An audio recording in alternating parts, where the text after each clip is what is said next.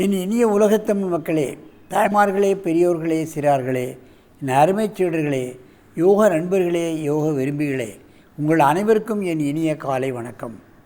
கலைஞர் தொலைக்காட்சி நிகழ்ச்சியில் நலமுடன் வாழ என்னும் பிரிவில் யோகாசனத்திற்கு அதிகாலை வேளையில் அதிக முக்கியத்துவம் கொடுத்திருப்பதை நீங்கள் அறிவீர்கள். அதிகாலை வேளையில் இந்த ஆசனத்தை செய்துவிட்டால் நமக்கு எல்லா விதமான நல்ல பலன்களும் கிடைக்கும். அன்று முழுவதும் சுறுசுறுப்பாக இருக்க முடியும். காரியங்களில் தங்கு தடை ஏற்படாது. வெற்றிகரமாக முடிக்கக்கூடிய உடல் ஆற்றல் நமக்கு கிடைத்து விடுகிறது. எல்லோரையும் கவரக்கூடிய தன்மை வந்து விடுகிறது. மற்றவர்களை நாம் விட்டு நாம் தனித்தன்மை அடைந்து விடுகிறோம் என்பதுதான் உண்மை.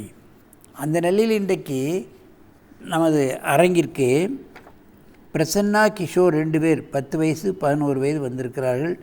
அவர்கள் ஒருவர் விவேகானந்தர் பள்ளியிலும் இன்னொருத்தர் எபினேசர் ராவடி பள்ளியிலும் படிக்கிறார்கள்.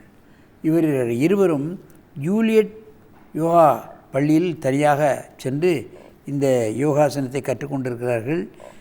அந்த ஜூலியட் என்ற யோகாசன ஆசிரியர் பிள்ளைகளை என்ன அழகாக வளைத்து நெழுக்கி கஷ்டமான ஆசிரியங்களெல்லாம் செய்ய வைத்திருக்கிறார்கள் என்பதைத்தான் மிகவும் ஆச்சரியத்தில் நம்மை ஆழ்த்துகிறது.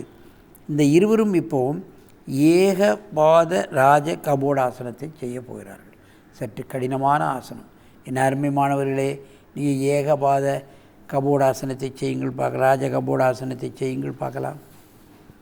மெதுவாக செய்ய வேண்டும், வேகமாக செய்யக்கூடாது.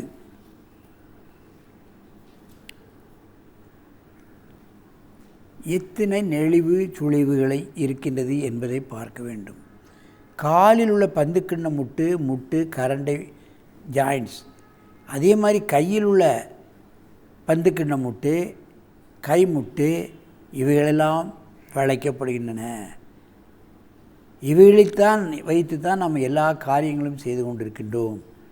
இவை முதுமை அடைந்து விட்டால் நாம் செய்யக்கூடிய காரியங்களில் பின்னடைவு வந்து விடுகிறது.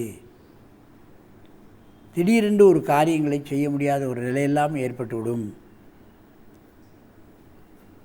கை கால்களை வைத்துத்தானே நம்ம அநேக காரியங்களை செய்து கொண்டிருக்கின்றோம். அவைகள் பலமாக இருந்தால், அந்த ஜாயின்ட்ஸ் பலமாக இருந்தால்தான் காரியங்களை நாம் செம்மையாக செய்ய முடியும். மெதுவாக இந்த ஆசனத்தை கலையுங்கள்.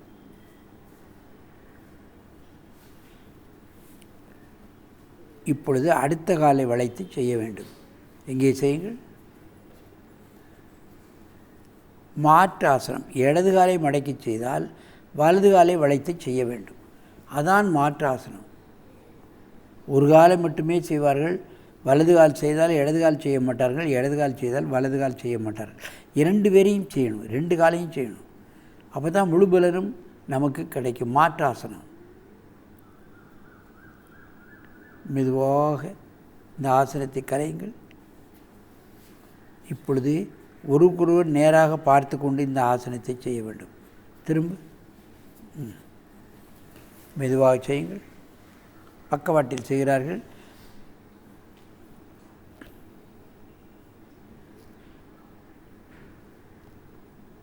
இவைகளெல்லாம் சாதனை என்று சொல்வார்கள்.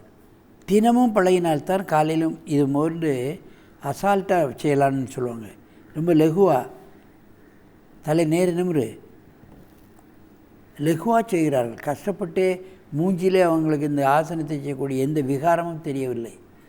மூச்சை கடித்து கொண்டோ, கண்ணை மூடிக்கொண்டோ, பல்லை கடித்து கொண்டோ இந்த ஆசனத்தை செய்யவில்லை. சர்வ சாதாரணமாக செய்கிறார்கள். அப்படி செய்ய வேண்டுமென்றால் சாதனை வேண்டும். ஆசனத்தை கலையுங்கள்.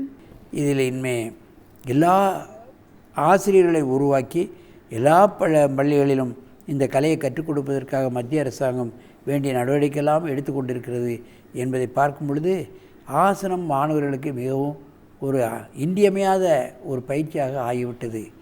ஆகவே எல்லா மாணவர்களையும் இதை கற்க வைத்து அவர்களை வல்லவர்களாகவும் நல்லவர்களாகவும் ஆக்க வேண்டும் என்று கேட்டு உங்களிடமிருந்து விடைபெறுவது ஆசனம் ஆண்டியப்பன். வணக்கம்.